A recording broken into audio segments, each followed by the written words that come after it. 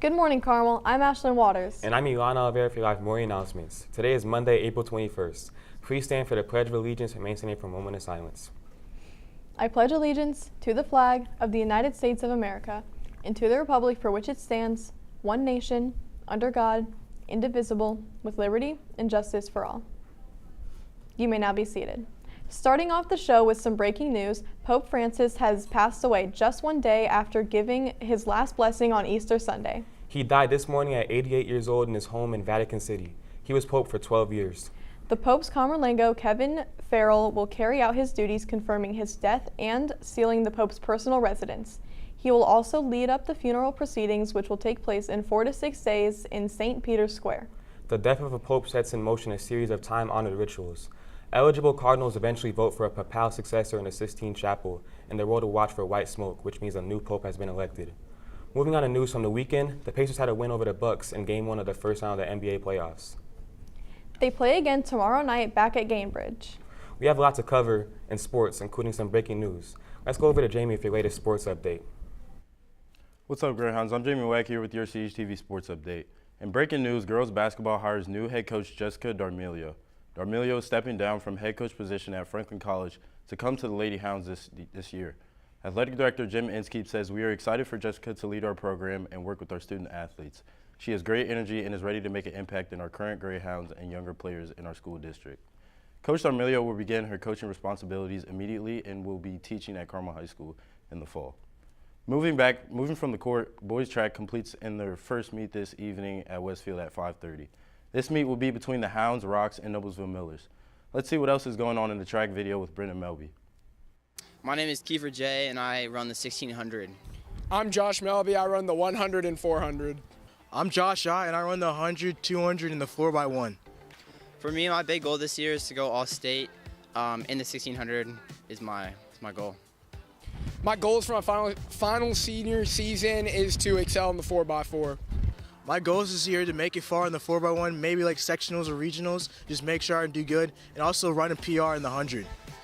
Some challenges with track. I think each day training presents a new challenge. Just being able to overcome the small things can pay off in the big long run. Challenges you face in track, practicing it tough a lot. You face harsh conditions like this. A huge part of track is just mental toughness. It's overcoming that block, mind over matter, every day of the week, every practice. Injuries are a big challenge I feel like I face a lot, and a lot of times also just running hard in practices and staying motivated. My favorite thing about this team is all the friends I have that we get to hang out with and practice with each day. My favorite part about being part of this track team is getting to run with all my friends, seeing your work continually show improvement, and those are my two favorite things. I love the chemistry and all my friends are running it, and it's just fun to have fun with all of them and just hang out with them and always run all the time. In more track news, CHTV's Jacob Mack spoke with Coach Ryan Lippard and asked about the upcoming Unified Invitational home track meet on April 23rd. It's Carmel's first unified track meet of the season. Coach Lippard speaks about their preparation and the anticipation with the brand new team this year. So far, the track practices have been amazing. We're actually one of the first teams to be able to make it out. A lot of teams started practicing after spring break. We've been out here a few weeks now, getting extra reps in, getting to know the team, build those bonds, and I think we have an incredible team for this year. A lot of people, their first meets, they're going to get that whole environment, they're going to have all the fun, and it's going to be good memories made. I would just say that so far it's been great, and we'll have a lot more time just to have fun and really connect as a team. Girls lacrosse moved to a record of 7-3 concluding the weekend. They took a 19-14 win over Zionsville Thursday evening. Carmel was led by senior Ellie Tamalia, who had 6 goals and assists, 3 ground balls, and 4 draw controls. Sophie Mock added 5 goals, 1 assist, and senior Brecken Hare netted 4 and an assist for the Greyhounds. Saturday morning, the girls matched up against defending Ohio State champions Olentangy Liberty and fell short with the final score of 6-17. The girls will hit the road tonight to take on Brebeuf at 7. Our Nate Griego caught up with Elle Evard.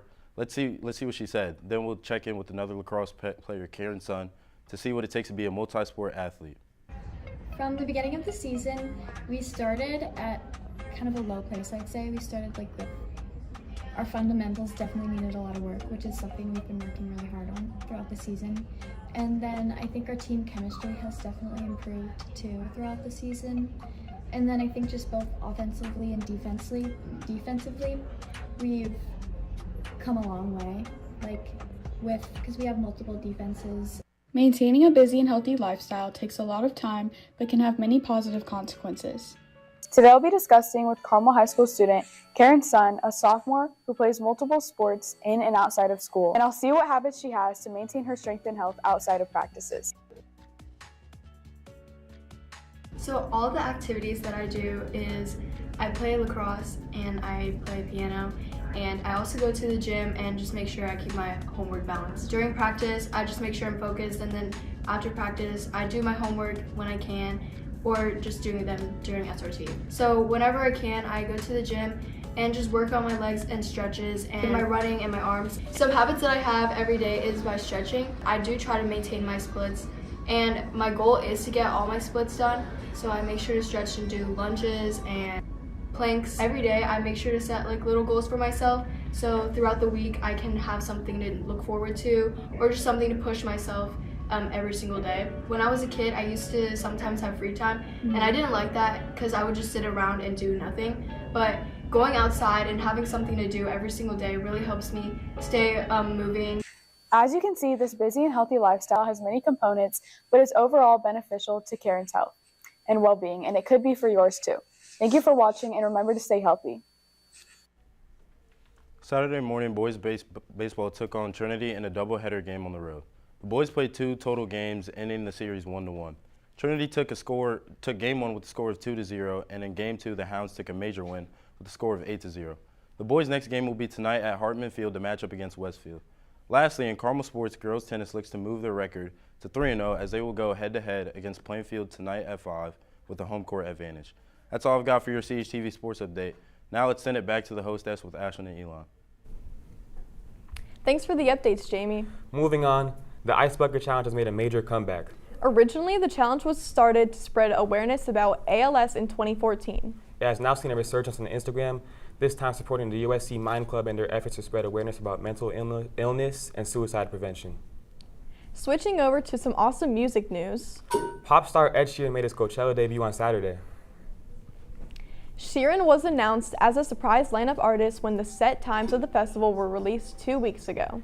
Even though Sheeran was scheduled to perform at 3 p.m., festival goers were already packed into the venue ahead of his scheduled set. While most performers have backup singers, Sheeran performed on his own using his vocals, a keyboard, and a guitar. He also showed up last night to end the show with Post Malone and Jelly Roll.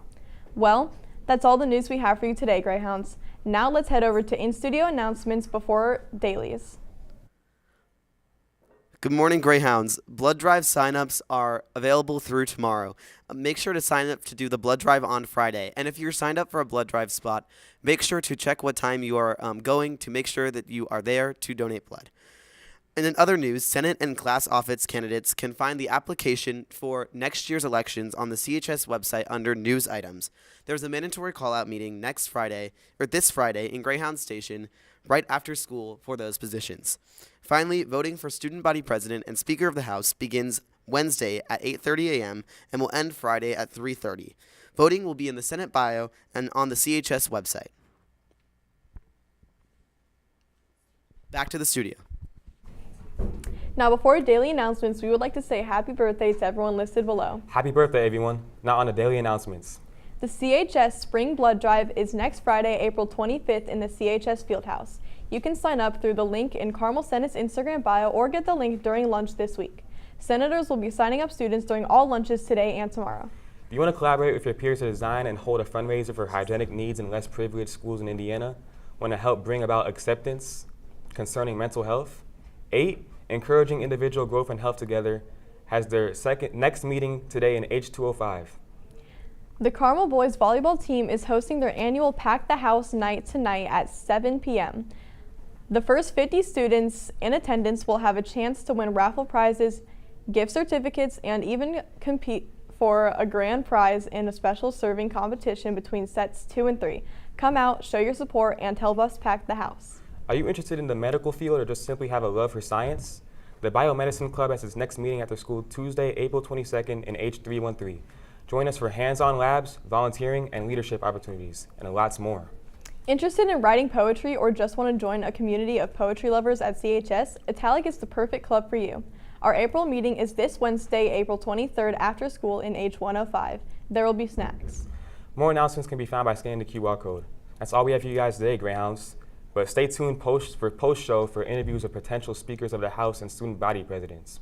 Remember to subscribe to our YouTube channel at CHTV Carmel Television and follow our Instagram at Carmel TV so you can stay updated with all the latest news.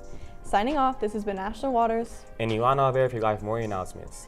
See you next time, and have a marvelous Monday, Greyhounds.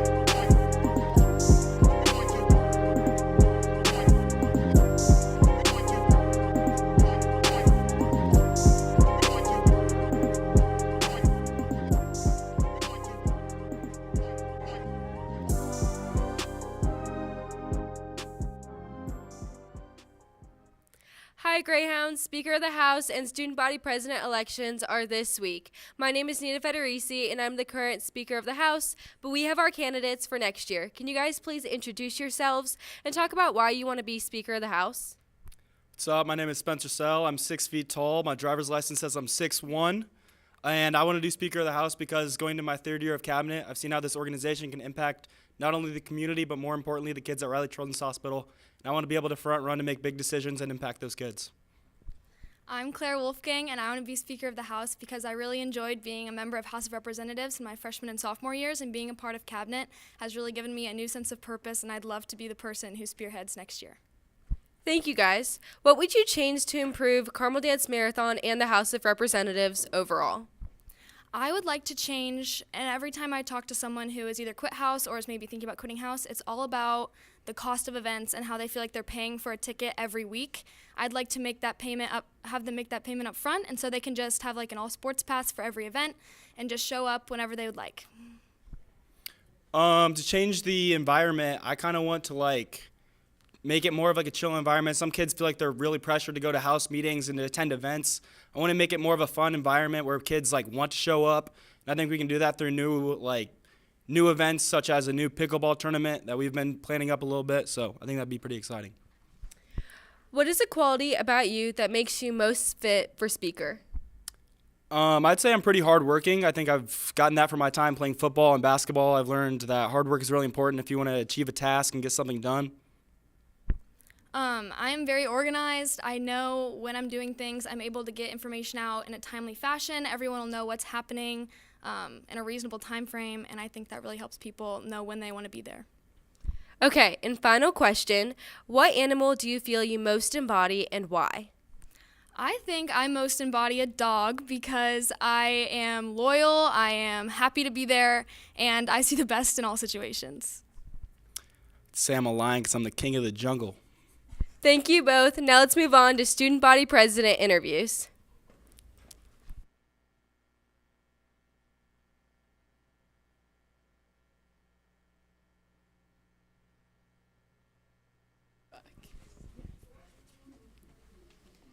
Okay, my name is Sophie Parker. I'm the student body president this year, and these are your student body president candidates.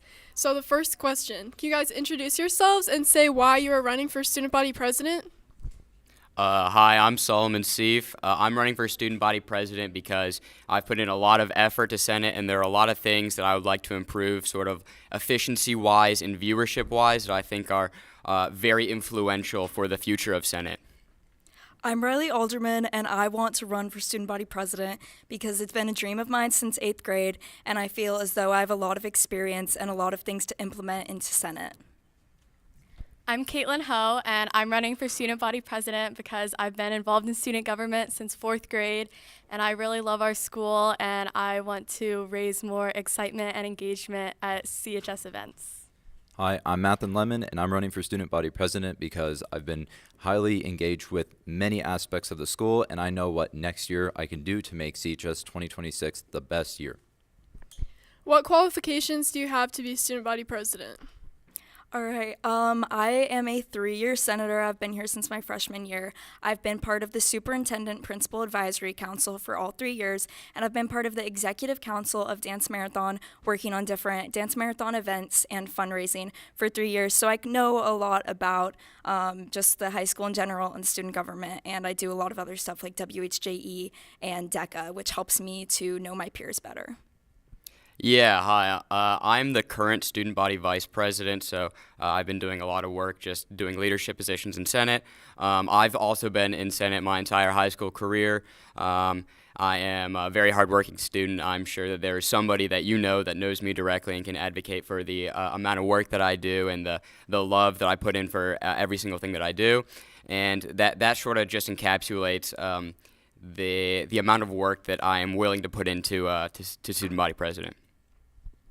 I've also been in Senate for 3 years. I've chaired many committees both this year and my past years in Senate, and I'm very organized, I'm very hardworking, and I'm very passionate about what we're doing. Yeah, as I've mentioned, I've been highly integrated in the school with many aspects from track, wrestling, jazz, marching band. I've been part of clubs like a kid again. Also, I'm a passionate worker who pushes to go above the standard. So I have a lot of experience and I have a lot of meaningful connections that I can work through to hear your guys' voices to make events even better for next year. What would you implement if you were student body president? My biggest goal as student body president is to increase participation in school-wide events. I really want to aim to improve our student sections. I think it's really important to get a better student section for all of our sports because we have one for football and basketball, but we have a lot of great athletic programs here that need to be represented. And also just to advocate for all of my peers, I think is a really important goal, to be kind of a channel to go from student to admin. Yeah, so my aspirations sort of have two different frontiers. The main one is back end, which is the efficiency of Senate itself. I'd like to work to build templates and sort of work to make Senate a replicable year-long process. But on top of that, I also want to increase the viewership of Senate and the Carmel knowledge base of the things that we do. So having an announcements committee, and one of my biggest aspirations is to either create a Senate website or a Canvas page in which every CHS student is able to see our announcements at one place without having to go to the Instagram. Like I said earlier, I really want to increase student engagement and excitement about CHS events.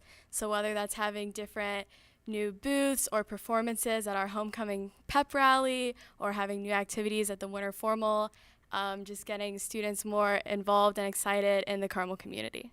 Yeah, one of the main aspects I've learned through my fellowship and leadership is that culture is a huge part of what keeps something running and burning and with passion. So one of my main goals is to, for one, increase, kind of like Solomon said, behind the scenes with Senate, making sure things are organized, running smoothly, and we're pushing beyond what we've done every year, as well as also having students more engaged with our events, because I've heard every year, like, hey, this could have been better, this might have been boring. So promoting so you guys know who to go to so we can actually work on that and make that a better thing.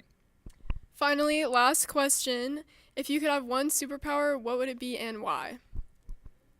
Okay, if I could have any superpower, that's a good question. Can you come back to me?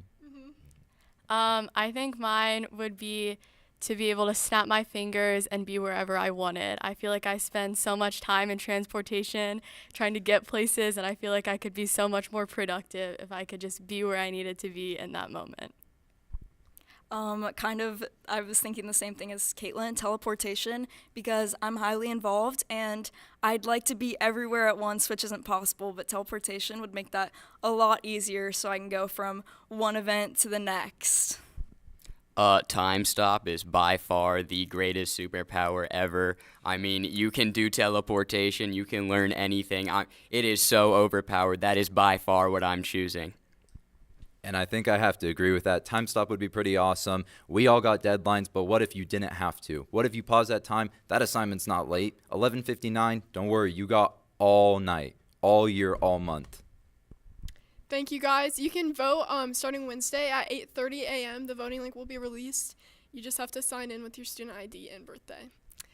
Have a great rest of your day, Greyhounds.